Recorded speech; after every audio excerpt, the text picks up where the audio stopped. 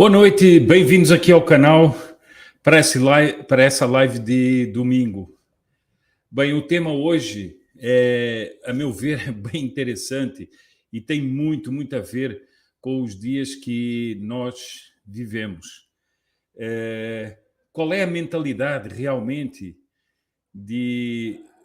dos heróis? Qual é a mentalidade daqueles que têm uma perspectiva histórica?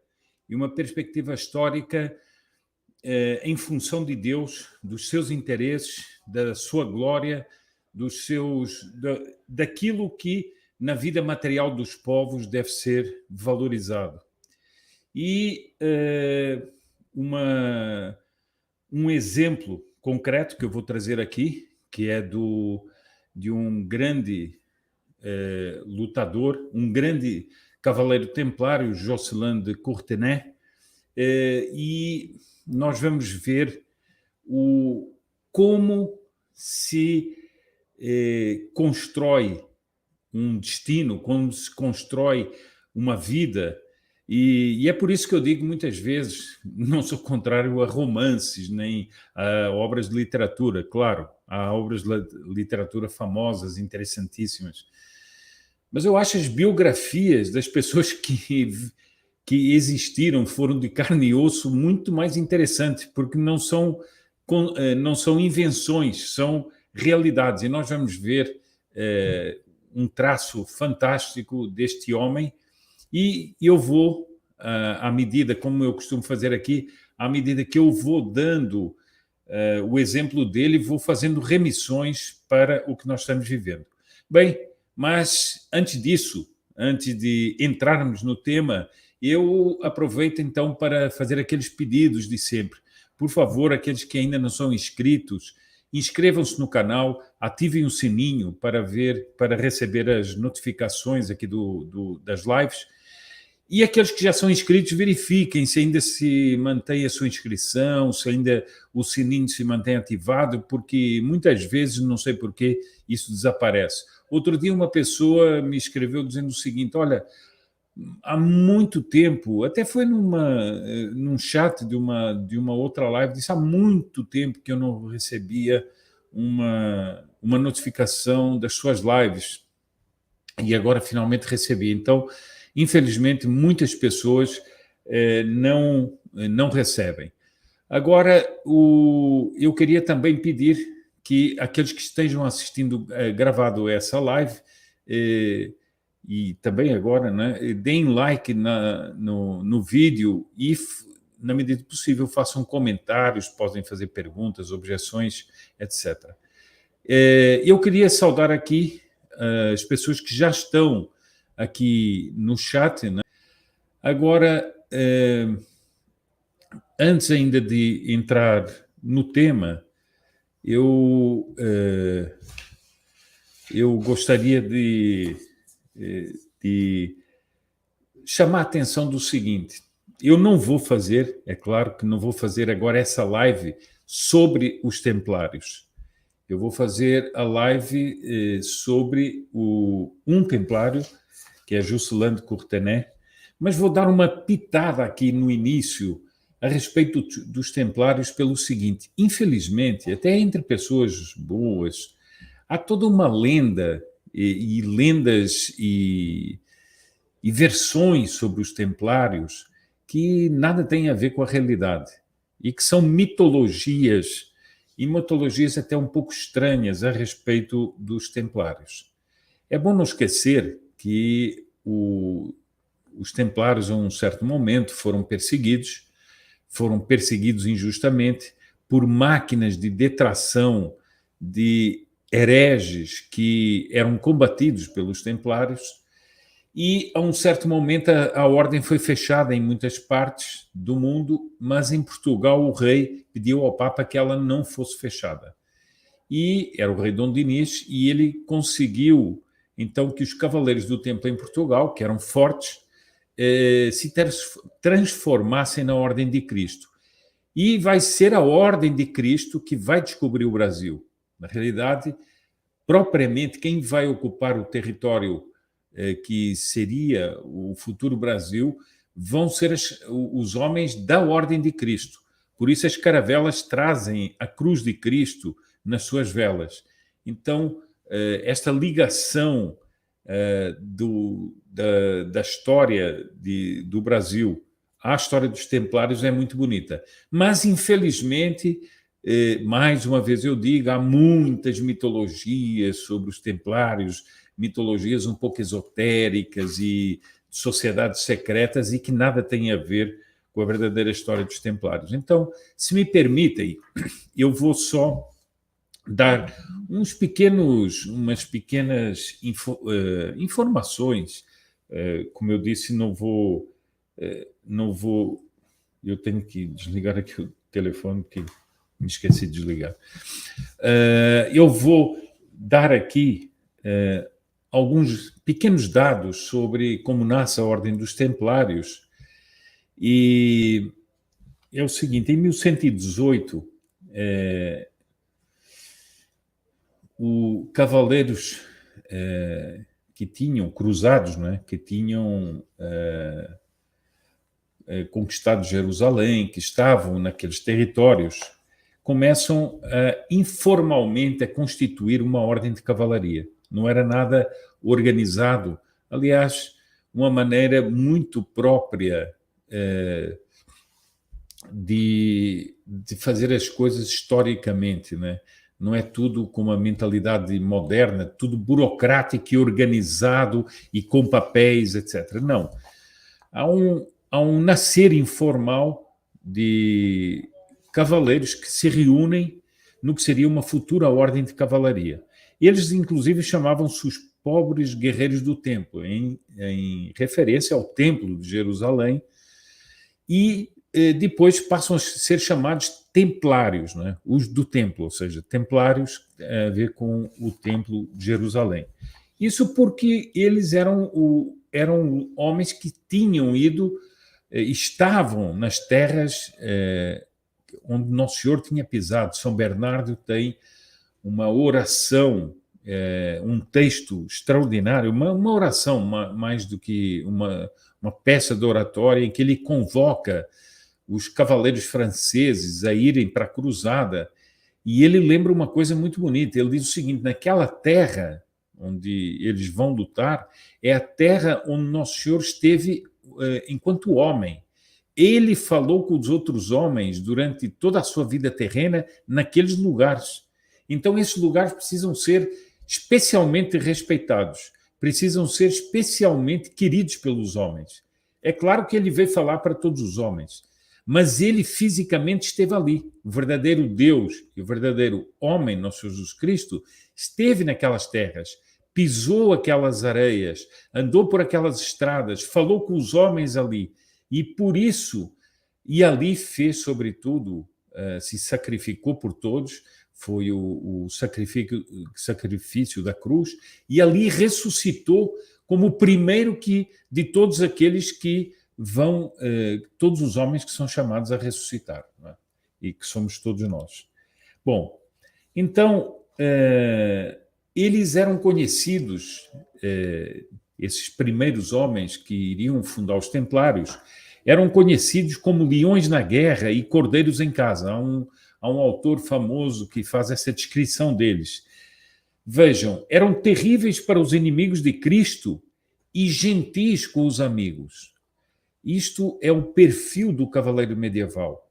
O contrário da concepção que muita gente tem do que é uma pessoa combativa nos dias de hoje, que é um brutamontes, um selvagem, uma pessoa sem educação, rude. Não, eles eram terríveis para os inimigos de Cristo e gentis com os amigos. Aliás, guardem esse termo da gentileza, porque isso vai entrar na descrição desse pequeno episódio que eu vou comentar aqui. Eles eram os primeiros no ataque e os últimos a recuar, ou seja, eram os mais valentes. São Bernardo entusiasmou-se com esses monges soldados e lembrou-lhes, há um elogio que ele vai fazer a essa milícia de Cristo, né, como ele vai chamar. Ele diz o seguinte: o templário morrendo favorece a si mesmo. Por quê? porque ele ofereceu a vida no combate pelas coisas de nosso Senhor Jesus Cristo. Então, salva-se por causa disso. Matando, ele favorece a Cristo. Eles, dizia São Bernardo, são ministros de Deus para a punição dos ímpios e exaltação dos bons. Em 1128, portanto, 10 anos depois, o Papa convoca para o Concílio de Troyes o próprio São Bernardo. E ali dizem que São Bernardo terminou de redigir ou redigiu o que seria a regra da Ordem dos Templários. Portanto, a Ordem dos Templários nasce com as Cruzadas, a Ordem dos Templários nasce com São Bernardo, com a ideia que São Bernardo tem da milícia de Cristo, e não tem nada a ver com essas lendas meio sinistras e meio esotéricas da origem dos Templários. Bom, e é muito curioso que eles adotam um hábito que é um hábito branco, não é? Para pôr em cima das armaduras, que era o hábito da Ordem de Cister, uma famosa ordem monástica, só que eles lhe acrescentam uma cruz vermelha em cima desse hábito branco. Bom, eu vou ler aqui assim um trecho, o trecho que eu vou ler aqui é tirado de um livro de um famoso historiador francês que morreu há alguns anos atrás, chamado, não só historiador, mas medievalista francês, chamado Georges Bordenave. Ele escreveu muitos livros, e escreveu um livro chamado Les Templiers, Os Templários. Eu li esse livro, li em francês, e é dos livros mais extraordinários que eu li sobre os Templários. E ele traz a verdadeira história dos Templários, mostra, aliás, com uma clareza, com documentos, como foram os hereges que conspiraram contra os Templários para fechá-los e lançaram calúnias, lançaram boatos, etc., sobre os Templários. Bom, mas ele conta muitas coisas, eu me lembro de muitas coisas bonitas que ele conta nesse livro, mas há uma coisa que ele conta que sempre me marcou muito, é que quando os Templários tinham uma tal formação espiritual, uma tal densidade de espiritualidade, que isso se reflete na postura, se reflete no rosto, se reflete nos gestos, se reflete na maneira de combater. E eles, quando saíam das suas comandarias, que eram as suas espécie de quartéis, né? Quando eles saíam, por exemplo, para uma batalha, eles saíam em silêncio, um silêncio recolhido, exatamente daqueles que tinham uma densidade espiritual muito grande, que rezavam, que meditavam, mas que estavam sempre prontos para o combate. Então, eles saíam em silêncio e o Georges Bordenave, poeticamente, faz uma descrição de que só se ouviam os sons dos cascos dos cavalos, ao mesmo tempo o vento que batia nas capas e ouvia-se aquelas capas tremularem, ouvia-se um certo ranger dos ferros, seja dos freios, seja de outras peças dos arreios. Quem já montou a cavalo sabe bem que são esses sons todos. E eles avançavam em silêncio até entrar em combate com os muçulmanos, habitualmente com os muçulmanos, também às vezes com os hereges, mas eles, quando eles iam se aproximando, aquele silêncio, aquela segurança, aquela espiritualidade era tão densa que os inimigos já ficavam apavorados. Nós vamos ver um fato concreto aqui com o Joscelin de Courtenay. Então, eles já ficavam assustados, eles já ficavam apreensivos. Bom, e depois, quando entravam em batalha, claro que eles passavam a dar as ordens de comando, os brados de guerra e tudo isso. Mas vejam, essa segurança de quem entra com legitimidade, com densidade, com espiritualidade na batalha. Isso nos faz entender muito bem certos princípios e nos faz entender, reflita um pouco sobre o que nós estamos vivendo, por exemplo, hoje em dia, no Brasil. Eu vou fazer algumas reflexões sobre isso. Bom, bem, então vamos agora propriamente para o tema, né, que é a história de Jocelyn de Courtenay, que eu fiz questão de dizer um verdadeiro templário, exatamente por causa disso. É um templário a sério, não essas versões esotéricas dos templários que se ouve de vez em quando por aí. Bom, então esta ficha, este excerto que eu vou ler, é tirado exatamente do livro do Georges Bordenave, Le Templier. Ele diz o seguinte, o Jocelyn de Courtenay era de uma família de cruzados, era de uma família de senhores feudais e ele foi senhor do condado de Edessa. Edessa estava no limite norte do Reino Latino de Jerusalém. Quando os cruzados tomaram conta da Terra Santa, houve um reinado de Jerusalém, não é? Eu já fiz até uma live sobre isso aqui no canal, não é? Quando falei de Balduíno IV, o rei leproso, não é? Ele era o rei do Reino Latino de Jerusalém. Então ele havia um condado chamado Condado de Edessa que tinha sido destinado aos Courtenay, que eram cruzados que tinham estado ali e que estavam ocupando esse território. Bom, ele era neto dos cruzados que conquistaram a Terra Santa. Bom, e o condado de Edessa estava sendo invadido por tropas muçulmanas da época. Bom, e ele que já tinha uma idade avançada, ele vai entrar em combate para defender o condado de Edessa do ataque dos muçulmanos. Ora, quando ele está no meio do combate, uma torre dessa fortaleza de Edessa tinha sido minada pelos muçulmanos e ela é explodida. E quando ela explode, o Jocelyn de Courtenay fica no meio dos escombros. Esmagado pelo desabamento de uma torre que fora minada, Jocelyn foi retirado dos escombros todo desfeito. Imagine um homem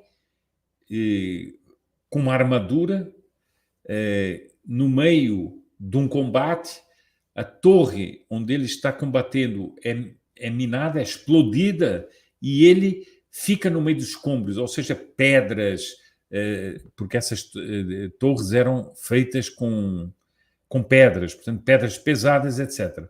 Ele estava todo desfeito, ou seja, estava com fraturas, estava com feridas, estava com tudo isso.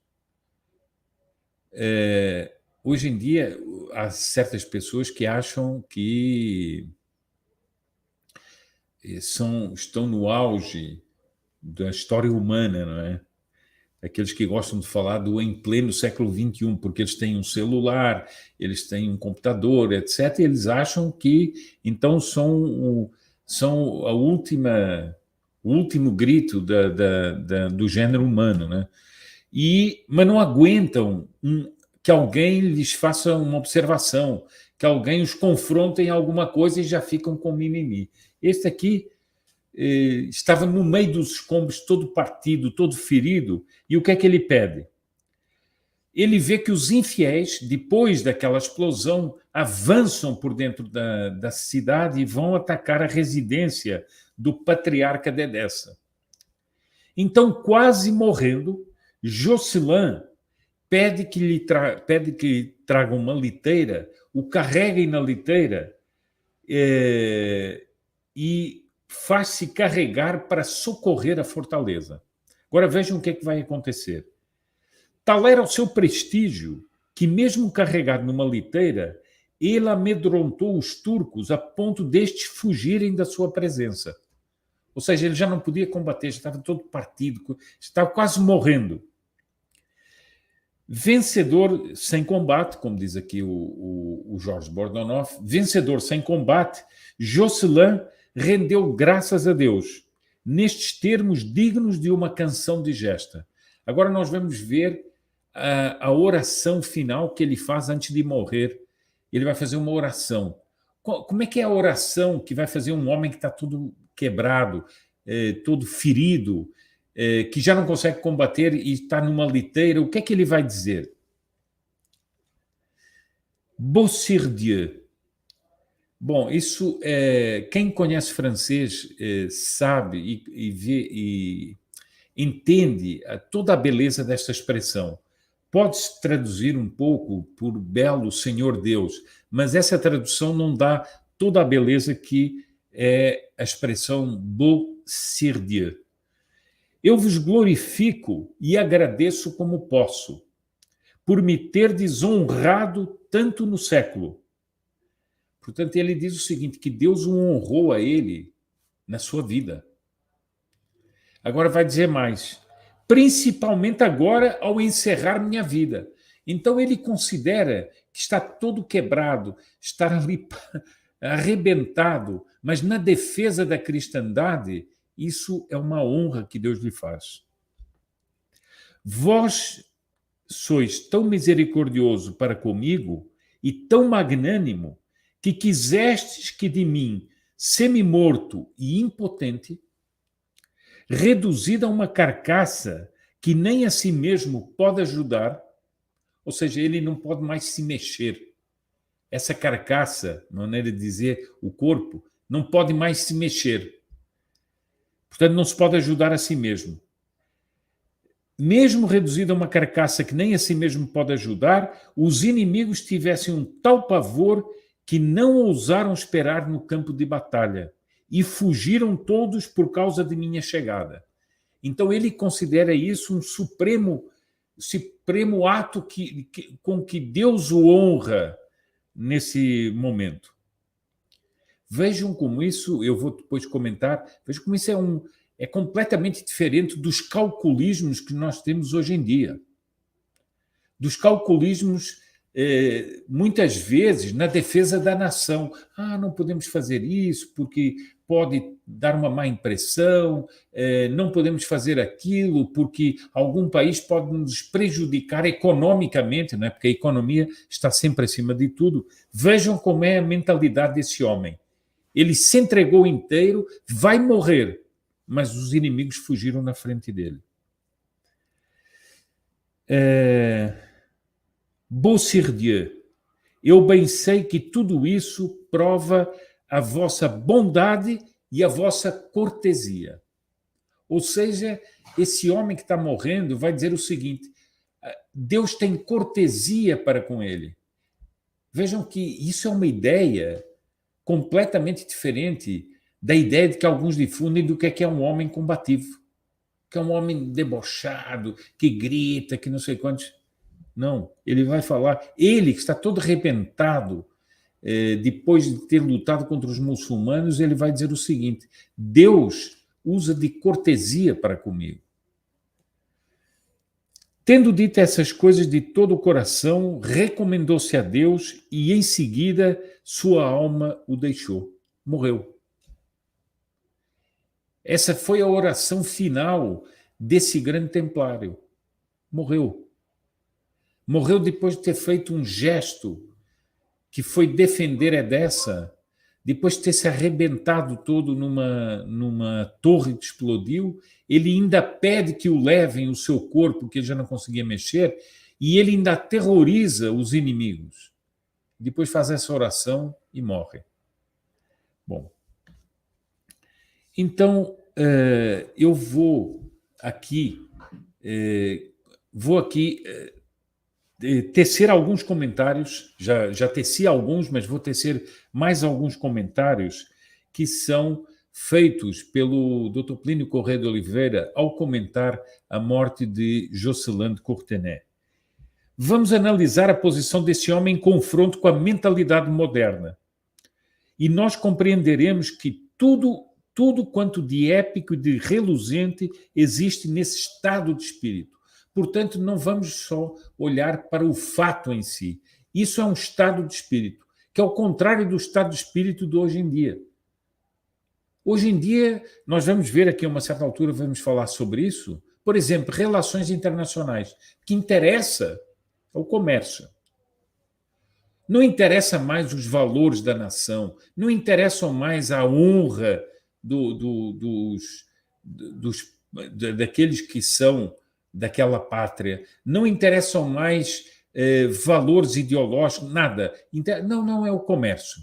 Então não prejudica o comércio, que está tudo bem. Não prejudica a economia e nós podemos ser aviltados, podemos ser tudo isso. Podemos perder as nossas liberdades, mas desde que o comércio esteja assegurado, está tudo assegurado. Bom, e há muita gente que fica dizendo isso. Não, é preciso não reagir de uma maneira muito forte, porque senão o Brasil pode ter problemas econômicos. Não, o Brasil vai ter problemas muito maiores, não é?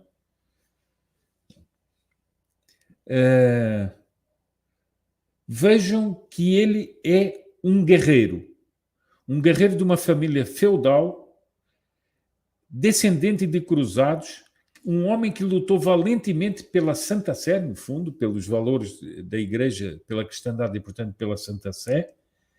Entretanto, as desgraças se acumularam sobre a família dele e sobre ele, uma em cima da outra. A cidade da qual ele era senhor feudal foi invadida no tempo de seu avô. Ele perdeu, portanto, esse ponto de apoio, essa fortuna e esse fator de prestígio. Guerreiro, ele foi colhido pelo desabamento de uma torre e foi reduzido a uma carcaça.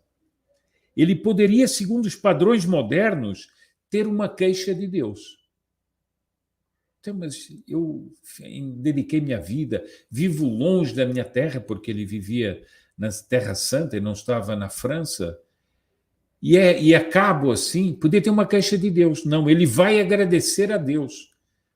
Inclusive, vai agradecer a bondade de Deus e a cortesia de Deus para com ele.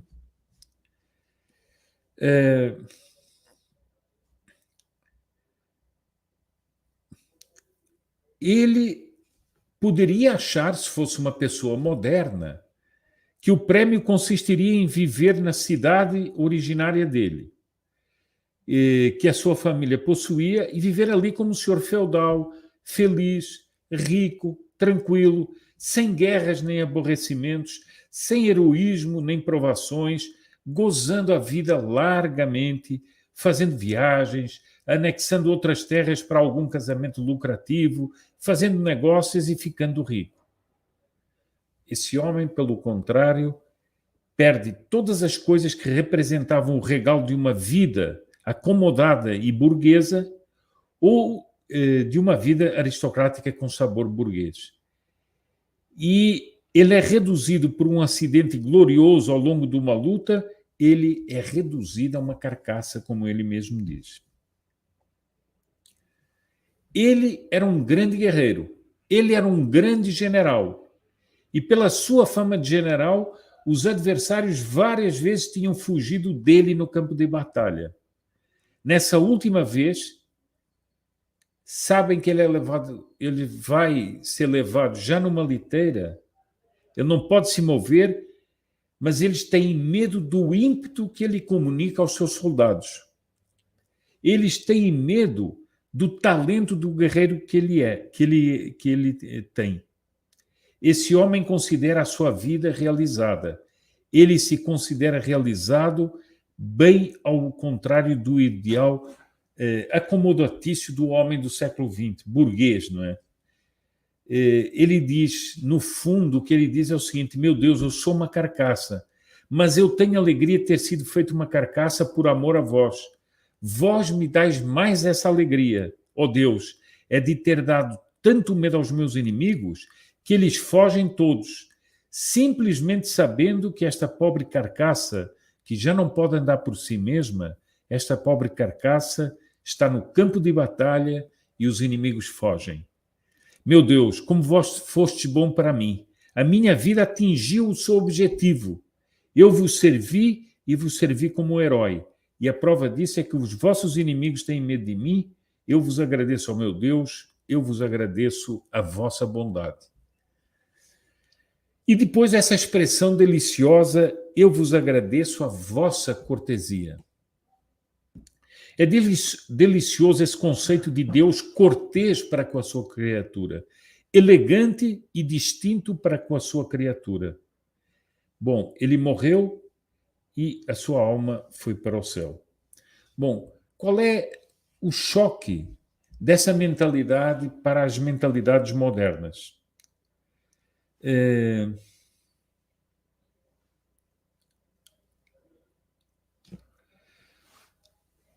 São dois conceitos que se opõem aqui. Um é o conceito segundo o qual a felicidade nesta terra consiste em gozar a vida, e outro conceito é a felicidade que consiste em ter conhecido um verdadeiro ideal e ter servido heroicamente esse ideal, sacrificando-se por ele, ainda que de modo pesadíssimo. E quanto mais pesado esse modo, mais extraordinário o sacrifício. São duas considerações, dois modos de ver que se apartam diametralmente um do outro. Bom, isso depois aqui há uma consideração sobre a felicidade que nós temos no céu. A mínima felicidade no céu recompensa todo esse sacrifício que é feito. Mas há uma outra ideia que está por trás disso, é que nesta terra mesmo há mais alegria em morrer depois de ter realizado uma obra, em morrer depois de ter servido à causa verdadeira, há mais alegria disso do que viver como um pachá. É isso que está naquela frase que creio que os paraquedistas franceses diziam: mais vale ser águia 1 minuto do que sapo uma vida inteira. O esplendor do voo de uma águia é enorme. Esse voo se perde no azul. Aquilo pode ser 1 minuto só, se quiserem, mas vale mais a pena ser águia 1 minuto, dar um só voo e morrer, do que viver ingloriamente como um sapo no brejo, coachando anos e anos e anos, refocilando-se em tudo o que é sujo, naquilo que é secundário e naquilo que não tem nem sequer interesse. Então, numa certa concepção, a glória não representa nada. O gozo representa a razão de ser da vida. No outro, a glória, a fidelidade, o serviço valem a pena. Se considerarem as relações das nações de hoje, elas são relações exclusivamente comerciais. Não entra em jogo a questão da glória, do renome, da honra, nada disso. É comércio. E as nações, a bem dizer, vão se transformando em empresas comerciais. A diplomacia é um negócio. As nações vão se transformando em empresas. Por quê? Porque a ideia do gozo material está invadindo tudo. O Dr. Plínio comenta aqui o seguinte: antigamente, distinguir alguém, honrar alguém, elogiar alguém, realçar alguém tinha um grande papel. Mas hoje as relações são negócios ou cumplicidade no vício, só. O prestígio é um conceito que está morrendo. Negócio e lucros é o conceito que está se afirmando. É a abolição de todos os valores morais e a afirmação apenas do utilitário.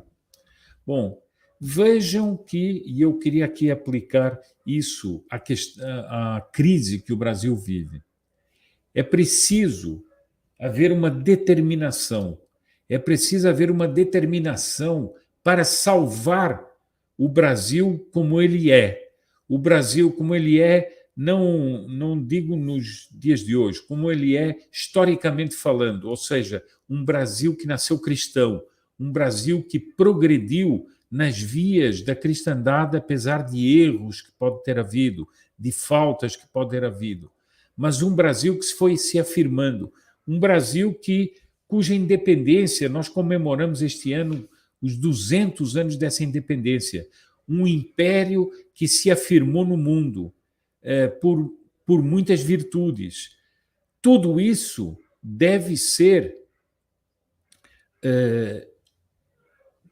defendido, e deve ser defendido ainda que com risco de crises, ainda que com riscos de ameaças, ainda que com riscos de problemas comerciais ou econômicos. Há pessoas que comentam o Brasil do ponto de vista econômico. Não, há mais empregos.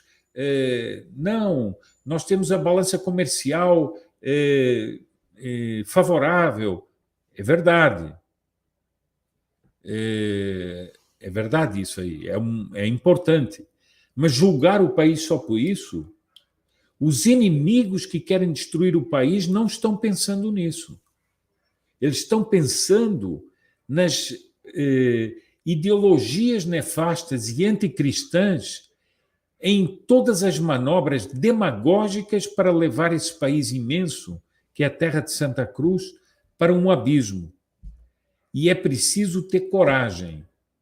É preciso não ficar com calculismos podres que podem levar a perder o Brasil. É preciso atuar, e é preciso atuar com coragem para defender o Brasil.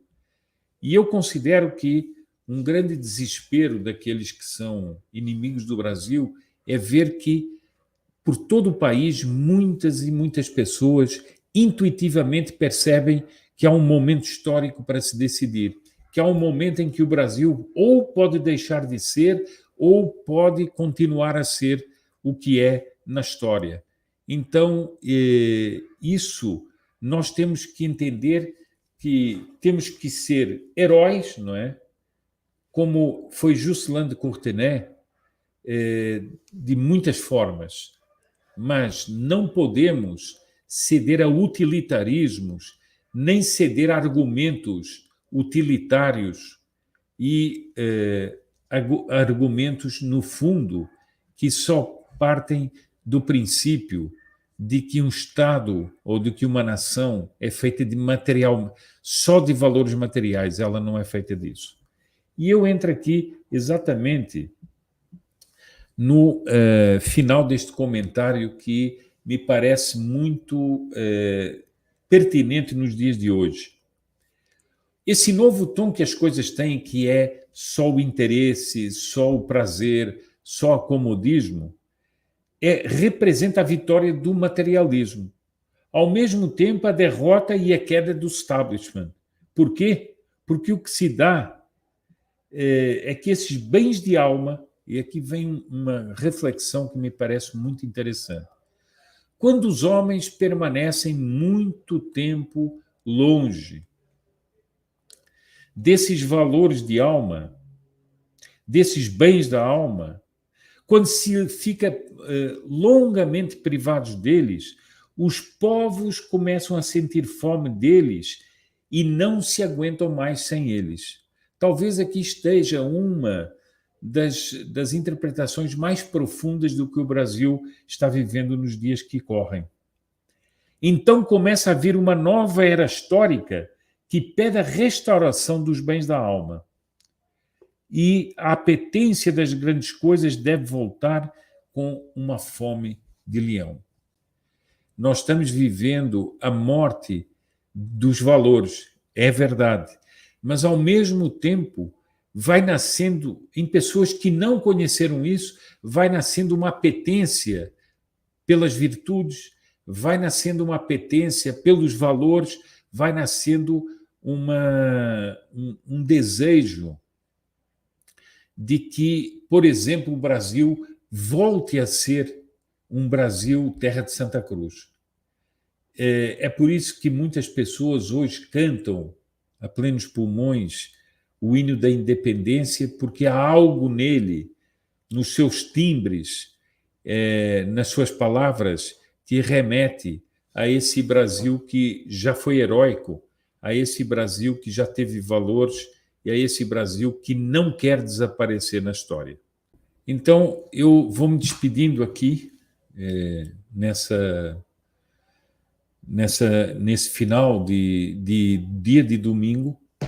Despeço-me aqui de todos, desejando um abençoado final de domingo e que nós tenhamos uma